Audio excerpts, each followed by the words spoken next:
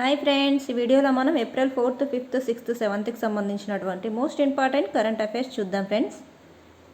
First one వచ్చేసి cancer కోసం భారతదేశంలోని మొట్టమొదటి స్వదేశీ జన్యు చికిత్స ఎక్కడ ప్రారంభించబడింది?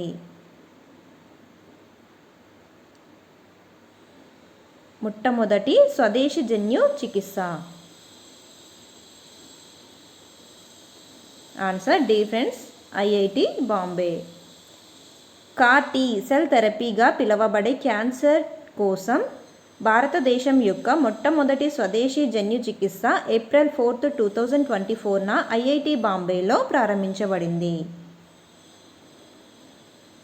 Next one, Shanghai cooperation organisation SCO సభ్య దేశాల భద్రతా మండలి కార్యదర్శుల 19వ వార్షిక సమావేశం ఎక్కడ జరిగింది?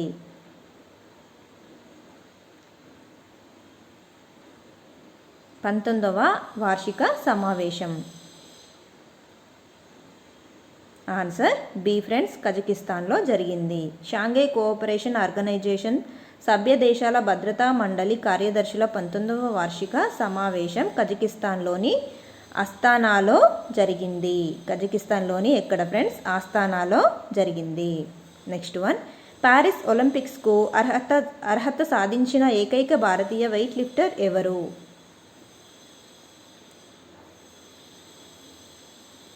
ఏకైక భారతీయ weight lifter.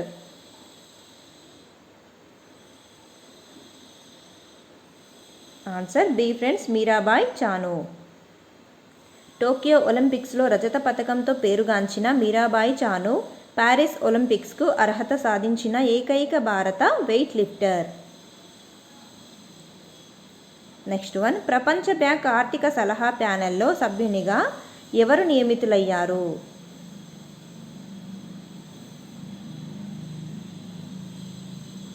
Answer B friends, Rakesh Mohan. Lord Nicholas Stern అధ్యక్షతన ప్రపంచ బ్యాంక్ ఆర్థిక సలహా ప్యానెల్లో రాకేష్ మోహన్ నియమించడం జరిగింది. నెక్స్ట్ వన్, వినాశకరమైన కరువు కారణంగా ఏ దేశం విపత్తు రాష్ట్రంగా ప్రకటించింది?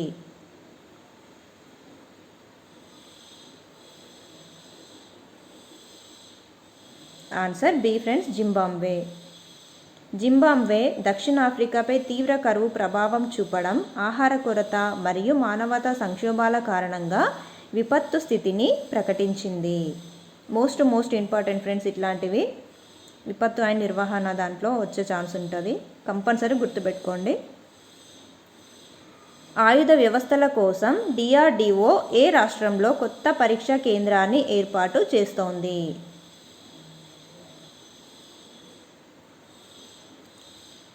కొత్త పరీక్ష కేంద్రాన్ని. ఆన్సర్ బి ఫ్రెండ్స్, పశ్చిమ బెంగాల్లో. Defence research and development organisation DRDO పశ్చిమ బెంగాల్లోని జూన్పుట్ గ్రామంలో ఆయుధ వ్యవస్థల కోసం పరీక్షా కేంద్రాన్ని ఏర్పాటు చేస్తోంది. పశ్చిమ బెంగాల్లోని జూన్పుట్ గ్రామంలో. నెక్స్ట్ వన్, RBI ప్రకారం 2024-25 ఫైనాన్షియల్ ఇయర్ ఆర్థిక సంవత్సరానికి అంచనా వేసిన వినియోగదారుల ధరల సూచి ద్రవ్యోల్బణం ఎంత?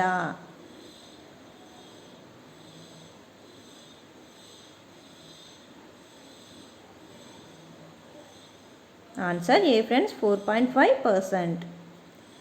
ద్రవ్య విధాన కమిటీ ప్రకటన సందర్భంగా గవర్నర్ శక్తికాంత్ దాస్ పేర్కొన్న విధంగా ఫైనాన్షియల్ ఇయర్ 2025 కొరకు RBI CPI ద్రవ్యోల్బణాన్ని 4.5%గా అంచనా వేసింది.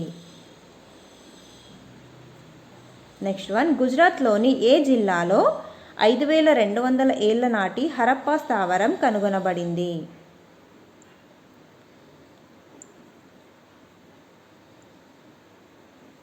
Answer B friends, Kutch. గుజరాత్లోని కచ్ జిల్లాలో కతియా గ్రామానికి సమీపంలో ఉన్న పాడ్తా బెట్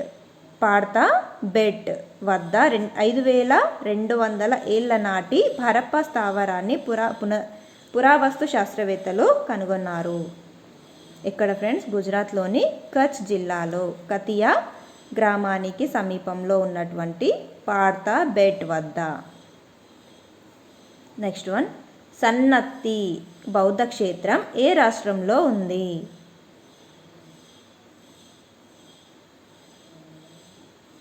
ఆన్సర్ ఏ ఫ్రెండ్స్, కర్ణాటకలో ఉంది.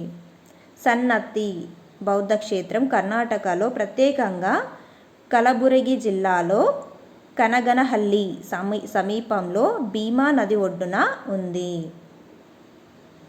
ఎక్కడ ఉందంట ఫ్రెండ్స్ ఇది? కర్ణాటకలో, ప్రత్యేకంగా కలబురగి జిల్లాలో కనగనహల్లి సమీపంలో భీమా నది ఒడ్డున ఉంది. నెక్స్ట్ వన్, సాయుధ దళాల చట్టం 1958ని కేంద్ర హోం మంత్రిత్వ శాఖ ఏ రాష్ట్రాల్లో పొడిగించింది? చాలా చాలా ఇంపార్టెంట్ ఫ్రెండ్స్, ఇట్లాంటివి ఖచ్చితంగా గుర్తుపెట్టుకోండి. ఆన్సర్ బి ఫ్రెండ్స్, నాగాలాండ్ మరియు అరుణాచల్ ప్రదేశ్లో పొడిగించింది. కేంద్ర హోం మంత్రిత్వ శాఖ నాగాలాండ్ మరియు అరుణాచల్ ప్రదేశ్లోని కొన్ని ప్రాంతాల్లో సాయుధ దళాల చట్టం 1958ని మరో 6 నెలల పాటు పొడిగించింది.